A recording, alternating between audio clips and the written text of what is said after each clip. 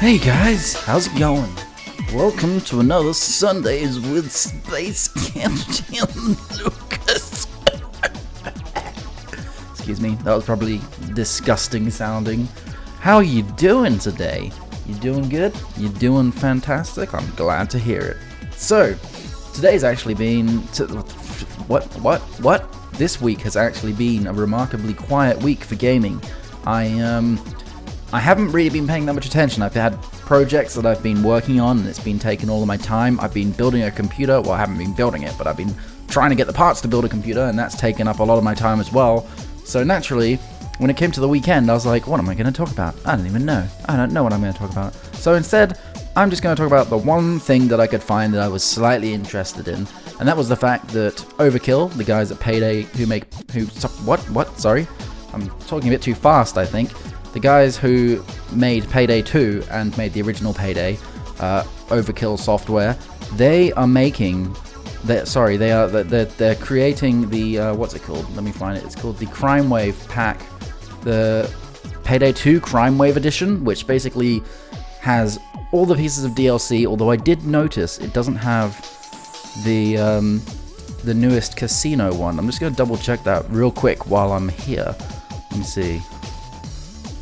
No, doesn't have the casino. That's weird. That's the newest one that came out. You'd think that it would have that, but I guess they've been in development for a while. Does it have Alesso? No, it doesn't have that either. Oh wow. So it's a bit behind, you know. But that's kind of what happens when you have a Game of the Year edition for a game that's still coming out. I mean, this isn't the Game of the Year edition, but it's the complete edition, if you will, and it's the game is still being updated, but. The controversy is that they are no longer supporting Xbox 360 or PlayStation 3, which means that there will be no more updates to either the Xbox 360 or PlayStation 3 version of Payday 2 at all. And that includes DLC, that basically includes everything.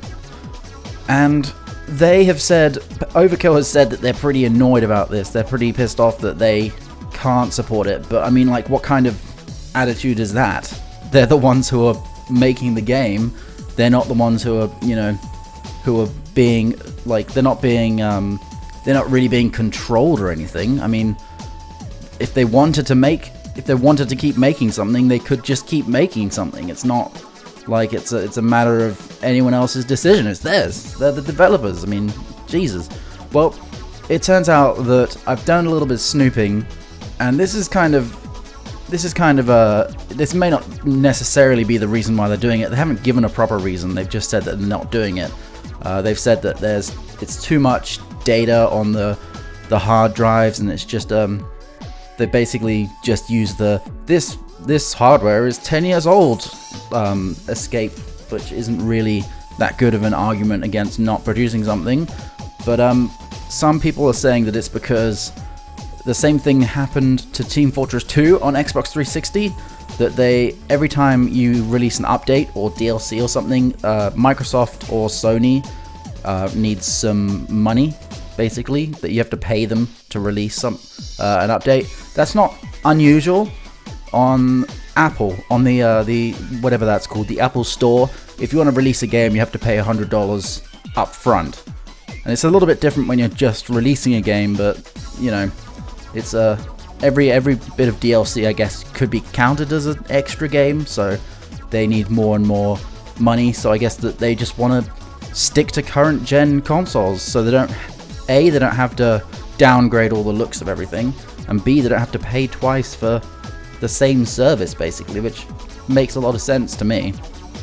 I mean, if you're putting something on Xbox Live Arcade, I don't actually know what the Xbox One equivalent of Xbox Live Arcade is. I don't know if that is actually still Xbox Live Arcade, but if they're putting something on Xbox Live Arcade and it costs twice as much because you're releasing it on the last gen consoles as well, why would you do that? It just seems kind of silly to me.